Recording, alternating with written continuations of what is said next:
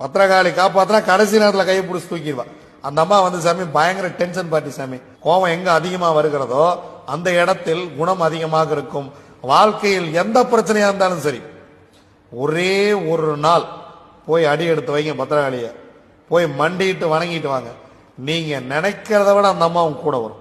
எந்திரிச்சு கூடையே வந்து உங்க கூடவே இருந்து உங்களுக்கு என்ன வேணுமோ அதை செஞ்சு கொடுக்கும். ஆனா என்னன்னா நீங்க நேர்மையா இருக்கணும். அது ஒண்ணுதான். உங்க பக்கம் தவறு இருந்துச்சு, அந்த அம்மா நீங்க எல்லாம் பார்க்காது, நான்லாம் பார்க்காது, எவனும் பார்க்காது, சிவனும் பார்க்காது, தூக்கிறோம்.